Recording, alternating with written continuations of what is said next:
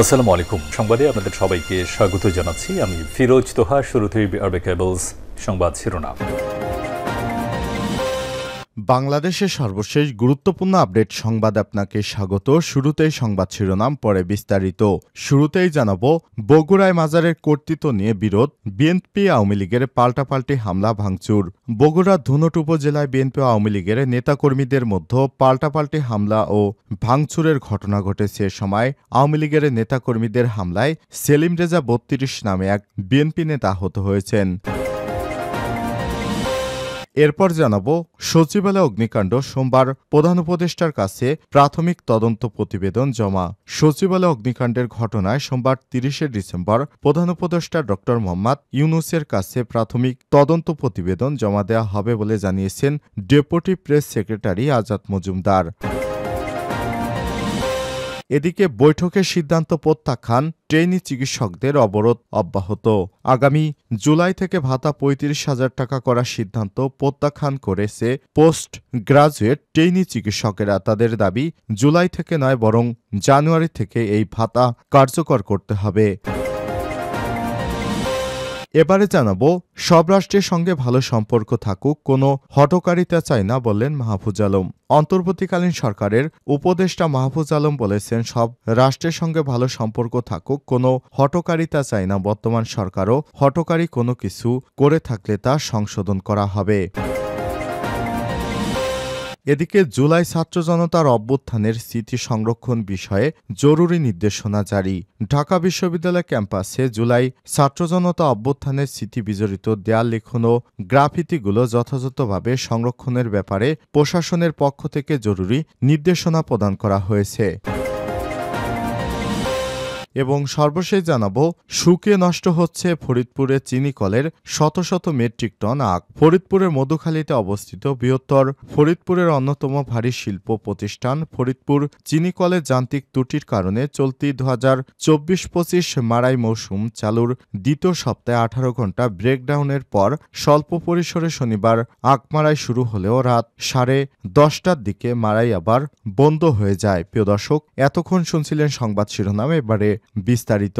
তবে তার আগে বন্ধুরা, অনুরোধ থাকবে সংবাদটিতে একটি লাইক দিন। এই চ্যানেলে আপনি নতুন হয়ে থাকলে আমাদের সংবাদটি দেখতে দেখতে চ্যানেলটি সাবস্ক্রাইব করে রাখুন, যাতে করে বন্ধুরা আমাদের পরবর্তী লেটেস্ট আপডেট সংবাদগুলো সবার আগে আপনার কাছে পৌঁছে যায়। এবারে বিস্তারিত। বগুড়ায় মাজারের কর্তৃত্ব নিয়ে বিএনপি আওয়ামী লীগ পাল্টাপাল্টি হামলা ভাঙচুর। বগুড়ার ধুনট উপজেলায় বিএনপি আওয়ামী লীগের নেতাকর্মীদের মধ্যে পাল্টাপাল্টি হামলা ও বাড়িঘর ভাঙচুরের ঘটনা ঘটেছে। সময় আওয়ামী লীগের নেতাকর্মীদের হামলায় সেলিম রেজা ৩২ নামে এক বিএনপি নেতা আহত হয়েছে। থানা পুলিশ ও স্থানীয় সূত্র থেকে জানা গেছে, উপজেলার মথুরাপুর ইউনিয়ন জোলাগাতি শাহ সুফি হজরত পীরপাল বড় দেওয়ান রাদিয়াল্লাহু তাআলা মাজার শরীফের কর্তৃত্ব নিয়ে আওয়ামী লীগ ও বিএনপির মধ্যে বিরোধ রয়েছে। অবস্থায় শনিবার সকাল 9টায় মথুরাপুর ইউনিয়ন বিএনপির যুগ্ম সম্পাদক গোবিন্দপুর গ্রামের সেলিম রেজা ব্যবসার কাজে জোলাগাতি মাজার এলাকায় যান। এ সময় মথুরাপুর ইউনিয়নের 9 নং ওয়ার্ড আওয়ামী লীগের সভাপতি জোলাগাতি গ্রামে নাসির উদ্দিন ও তার লোকজন বিএনপি নেতা সেলিম রেজার উপর হামলা চালায়। হামলাকারীদের বিরুদ্ধে বিএনপি নেতা সেলিম রেজাকে মারপিটে আহত করে তার কাছ থেকে প্রায় 70,000 টাকা ছিনিয়ে নেওয়ার অভিযোগ উঠেছে। আহত সেলিম রেজাকে ধুনট উপজেলা স্বাস্থ্য কমপ্লেক্সে ভর্তি করা হয়েছে। এই ঘটনার সংবাদ পেয়ে সেলিম রেজার স্বজনেরা ক্ষুব্ধ হয়ে হামলা চালায় আওয়ামী লীগ নেতা নাসির উদ্দিনের ভাই ইয়াকুব আলীর বাড়িঘর ভাঙচুর করেছে। এই ঘটনায় থানায় পাল্টাপাল্টি মামলা দায়েরের প্রস্তুতি চলছে। বিষয় ইয়াকুব আলী বলেছেন, বিএনপি নেতা সেলিম রেজাকে মারপিটের ঘটনার সঙ্গে আমি জড়িত ছিলাম না, তারপরও সেলিম শত্রুতামূলক ভাবে আমার বাড়িঘর ভাঙচুর করেছে। এই ঘটনায় থানায় লিখিত অভিযোগ করা হয়েছে। ধুনট থানার ভারপ্রাপ্ত কর্মকর্তা ওসি সাইদুল আলম বলেছেন, সংবাদ পেয়ে ঘটনাস্থল পরিদর্শন ও আহত বিএনপি নেতার চিকিৎসার খোঁজখবর নেওয়া হয়েছে। এই ঘটনায় অভিযোগ পেলে প্রয়োজনীয় ব্যবস্থা নেওয়া হবে। সচিবালয় অগ্নিকাণ্ড সোমবার প্রধান উপদেষ্টার কাছে প্রাথমিক তদন্ত প্রতিবেদন জমা। সচিবালয় অগ্নিকাণ্ডের ঘটনায় সোমবার ৩০শে ডিসেম্বর প্রধান উপদেষ্টা ড মোহাম্মদ ইউনূসের কাছে প্রাথমিক তদন্ত প্রতিবেদন জমা দেওয়া হবে বলে জানিয়েছে deputy press secretary Azad Majumdar. রোববার ২৯শে ডিসেম্বর প্রধান উপদেষ্টার বাসভবন যমুনার সামনে সমসাময়িক নানা বিষয় নিয়ে সাংবাদিকদের সঙ্গে আলাপকালে সব কথা জানান তিনি।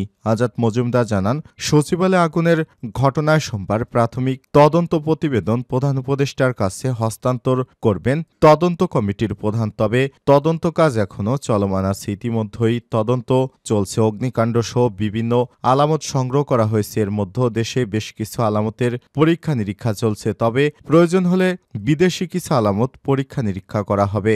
প্রাথমিক তদন্ত প্রতিবেদন প্রকাশ করা হবে কিনা এমন প্রশ্নের জবাবে তিনি বলেছেন, প্রধান উপদেষ্টার কাছে প্রতিবেদন জমা দেওয়ার পর তিনি এ ব্যাপারে সিদ্ধান্ত গ্রহণ করবেন। অপর এক প্রশ্নের জবাবে ডেপুটি প্রেস সেক্রেটারি বলেছেন, অগ্নিকাণ্ড ইস্যুতে সচিবালয়ে সাংবাদিকদের অ্যাক্রিডেশন কার্ড বাতিল করা হয়নি। তদন্তের স্বার্থে সচিবালয়ে প্রবেশ সীমিত করা হয়েছে। তবে আগামীকাল সোমবার থেকে অস্থায়ী পাসের ভিত্তিতে সাংবাদিকেরা সচিবালয়ে প্রবেশ করতে পারবেন। সচিবালয়ে প্রবেশের প্রাথমিকভাবে ১৬০ জন সাংবাদিক ছাড়াও টেলিভিশনের ৩০ জন ভিজেকে অস্থায়ী পাস দেয়া হবে বলেও জানান তিনি। এর বাইরে ডিএমপির অস্থায়ী সেল থেকেও সাংবাদিক বা যাদের প্রয়োজনেও তারা পাস সংগ্রহ করতে পারবেন। আজাদ মজুমদার বলেছেন, নতুন অ্যাক্রিডিটেশন কার্ড ইস্যু করা না পর্যন্ত বর্তমান কার্ডের লিগ্যালিটি থাকবে। তবে কার্ড ইস্যুর ক্ষেত্রে সরকার রিভিউ করবে, যাতে সাংবাদিক নামধারী কোনো দালাল সচিবালয়ে প্রবেশ করতে না পারে। বৈঠকের সিদ্ধান্ত প্রত্যাখ্যান, ট্রেনি চিকিৎসকদের অবরোধ অব্যাহত। আগামী জুলাই থেকে ভাতা ৩৫,০০০ টাকা করার সিদ্ধান্ত প্রত্যাখ্যান করে পোস্ট গ্রাজুয়েট ট্রেনি চিকিৎসকেরা তাদের দাবি জুলাই থেকে নয় বরং জানুয়ারি থেকে এই ভাতা কার্যকর করতে হবে। সেই সঙ্গে এ বিষয়ে প্রজ্ঞাপন বা লিখিত ঘোষণাপত্র না আসা পর্যন্ত আন্দোলন চালিয়ে যাওয়ার ঘোষণা দিয়েছেন তারা। এর আগে রোববার ২৯শে ডিসেম্বর বিকেলে স্বাস্থ্য মন্ত্রণালয়ে আয়োজিত এক বৈঠকে ট্রেনি চিকিৎসকদের জানুয়ারি থেকে ৩০,০০০ টাকা এবং জুলাই থেকে ৩৫,০০০ টাকা ভাতা দেওয়ার সিদ্ধান্ত গ্রহণ করা হয়েছে। ওই বৈঠকে স্বাস্থ্য মন্ত্রণালয় বিষয়ক প্রধান উপদেষ্টার বিশেষ সহকারী অধ্যাপক ডাক্তার সাইদুর রহমানের নেতৃত্বে আন্দোলনকারী চিকিৎসকদের পক্ষে ডক্টরস মুভমেন্ট ফর জাস্টিস সোসাইটির সভাপতি ডাক্তার জাবির হোসেন, সাধারণ সম্পাদক ডাক্তার নুরুন নবী সহ অনেকে উপস্থিত ছিলেন। এছাড়াও বৈঠকে অন্যদের মধ্যে জাতীয় নাগরিক কমিটি ডাক্তার মোহাম্মদ আব্দুল আহাদ, ডাক্তার Humayun Kabir Himu, doctors association of Bangladesh ড্যাবের কোষাধ্যক্ষ ডাক্তার জহুরুল ইসলাম শাকিল, ন্যাশনাল ডক্টরস ফোরামের এনডিএফের ভাইস প্রেসিডেন্ট অধ্যাপক আতিউর রহমান, যুগ্ম সম্পাদক ডাক্তার রুহুল কুদ্দুস বিপ্লব সহ আরও অনেকেই উপস্থিত ছিলেন। ওই সময় বৈঠকে নেওয়ার সিদ্ধান্ত মেনে নিয়েছিল আন্দোলনরত পোস্ট গ্রাজুয়েট ট্রেনি চিকিৎসকদের প্রতিনিধি দল। তবে আন্দোলনরত অন্যদের সঙ্গে আলোচনা শেষে সেই সিদ্ধান্ত থেকে সরে এসেছে পোস্ট গ্রাজুয়েট ট্রেনি চিকিৎসকেরা। রোববার বিকেলে 5:30টার দিকে আন্দোলনরত চিকিৎসকদের সংগঠন ডক্টরস মুভমেন্ট ফর জাস্টিস সোসাইটির সাধারণ সম্পাদক ডাক্তার নুরুন নবী এই ঘোষণা দেন। সব রাষ্ট্রের সঙ্গে ভালো সম্পর্ক থাকুক, কোনো হঠকারিতা চাই না মাহফুজ আলম। অন্তর্বর্তীকালীন সরকারের উপদেষ্টা মাহফুজ আলম বলেছেন, সব রাষ্ট্রের সঙ্গে ভালো সম্পর্ক থাকুক, কোনো হঠকারিতা চাই না। বর্তমান সরকারও হঠকারী কোনো কিছু করে থাকলে তার সংশোধন করা হবে। রোববার ২৯শে ডিসেম্বর ঢাকায় পররাষ্ট্র মন্ত্রণালয়ের সাংবাদিকদের এসব কথা বলেন তিনি। মাহফুজ আলম বলেছেন, কোনো দলে নয় বরং বাংলাদেশের মুখপাত্র হবে পররাষ্ট্র মন্ত্রণালয়, কোনো দলকে প্রতিনিধিত্ব করবে না। এ সময় তিনি বলেছেন, সরকার বদলালে যাতে পররাষ্ট্র নীতি বদলাতে না হয় সে বিষয়ে সামনে রেখে রাজনৈতিক দলগুলোর মধ্যে পররাষ্ট্র নীতির বিষয়ে আলোচনার মাধ্যমে সিদ্ধান্ত নেওয়া দরকার।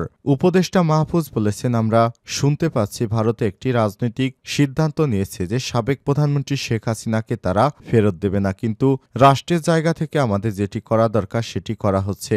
বাস্তবধর্মী পদক্ষেপ, কোনো ধরনের হঠকারিতা আমরা করতে পারি না। আমাদের রাষ্ট্রের রাষ্ট্রের সার্বভৌমত্ব, আমাদের জাতীয় নিরাপত্তা, আমাদের অখণ্ডতা, এই জিনিসগুলো আমাদের জন্য খুবই গুরুত্বপূর্ণ ইস্যু। আমরা কিভাবে শক্তি বৃদ্ধি করতে পারি সেদিকে মনোযোগ দিতে চাই। এ সময় তিনি বলেছেন, কোনো বিষয় আমাদের খতিয়ে দেখতে হবে। তিনি বলেছেন, কোন রাষ্ট্র কি করলো না করলো সেটি তাদের থেকে গুরুত্বপূর্ণ হচ্ছে আমাদের সক্ষমতা বাড়ানো এবং সেখান থেকে দর কষাকষির ক্ষমতা বাড়ানো। বাংলাদেশে যদি সক্ষমতা বাড়াতে পারে, দর কষাকষির ক্ষমতা বাড়বে আন্তর্জাতিক অঙ্গনে, আর এটা আমাদের জনগণকেই উপকৃত করবে।